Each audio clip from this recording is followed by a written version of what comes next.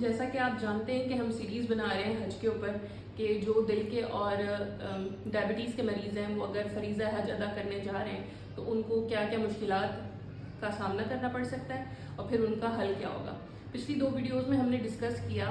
कि आप हज पे जाने से पहले किन किन चीज़ों को प्रिपरेशंस क्या क्या कर सकते हैं, आपको जाने से पहले किन चीज़ों का ख्याल रखना चाहिए। आज हम बात करेंगे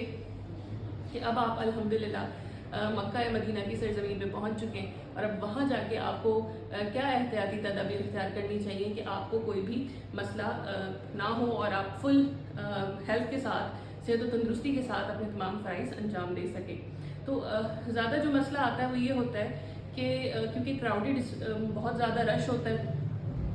और समटाइम्स जो है वो आप क्लोज कांटेक्ट में आ जाते हैं बाकी शहरों से, बाकी ममालिक से आए हुए लोगों के, स्पेशली तवाफ़ के दौरान या पब्लिक ट्रांसपोर्ट में सफ़र करते हुए बहुत ज़्यादा क्लोज कांटेक्ट होता है। और या फिर आप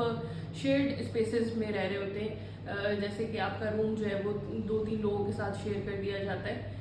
या फिर क्योंकि आप देखें बहुत अरसे से जो है वो बहुत गर्मी के अंदर हज आ रहा है उसकी वजह से, या फिर क्योंकि हज बहुत ज़्यादा आपकी जिस्मानी मुशक्क़त दरकार होती है इसमें, तो आप फिज़िकली फटीग भी हो जाते हैं, थकावट का शिकार भी हो जाते हैं। तो ये वजह बनती है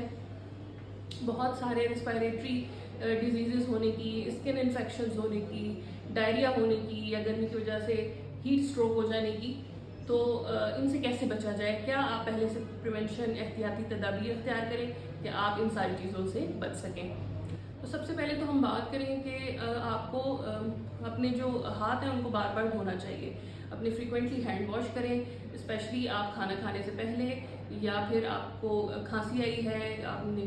छींका है, आप रेस्ट रूम से होके आए हैं, उसके बाद ज़रूर हाथ वॉश करें और मास्क का इस्तेमाल करें, स्पेशली जब आप क्राउडेड स्पेसेस में आ रहे हैं, क्लोज कांटेक्ट में आ रहे हैं, तवाफ़ करते हुए, किसी पब्लिक ट्रांसपोर्ट में जो है वो सफ़र करते हुए आपको ज़रूर मास्क इस्तेमाल करना चाहिए और उसको फ्रीक्वेंटली चेंज भी करना चाहिए। आप अपने हाथ पाँव का ज़रूर ख्याल रखें, उनको ड्राई रखें, क्लीन रखें और उनका मुआयना भी करते रहें कि किसी किस्म की कोई इन्फेक्शन तो नहीं है, स्पेशली डायबिटिक पेशेंट्स के कोई ज़ख़म तो नहीं हो रहा, और अगर ज़ख़म हो गया तो वो हील हो रहा है सही तरीके से या नहीं हो रहा है। तो खांसी आ रही है या छींक आ रही है तो अपना जो मुंह है और नाक है उसको कवर करें टिश्यू पेपर से, और अगर उस टाइम आपके पास अवेलेबल नहीं है तो जो अपनी एल्बो है उससे उसको ढक लें मुंह को, नाक को, ताकि एक तो वो स्प्रेड ना हो और आपको भी इन्फेक्शन ना हो और आपकी वजह से दूसरे लोगों को भी इन्फेक्शन ना हो। अगर फैमिली के 2-4 लोग गए हैं उनके साथ भी, या जिनके साथ आप रूम शेयर कर रहे हैं उनके साथ भी गैर ज़रूरी अपनी पर्सनल बिलोंगिंग्स शेयर ना करें, जैसे कि अपने टॉवल्स यूज़ ना करें, रेजर्स यूज़ ना करें, अपनी वाटर बॉटल्स, अपने खाने पीने की अशिया, उनको कोशिश करें कि उसमें शेयरिंग। और ये हज अगेन क्योंकि गर्मी के सीज़न में आ रहा है तो हीट स्ट्रोक से बचने के लिए और डिहाइड्रेशन से बचने के लिए कोशिश करें पानी का ज़्यादा इस्तेमाल करें। जब आप बाहर जा रहे हैं तो अम्ब्रेला का इस्तेमाल करें, शेडेड प्लेसेस पे रहें और ब्रीदेबल क्लॉथ्स का इस्तेमाल करें। अपने पाँव की सेहत के लिए जो है वो कंफर्टेबल शूज़ पहने और अगर कोई ब्लिस्टर्स वगैरह हो गए तो फ़ौरन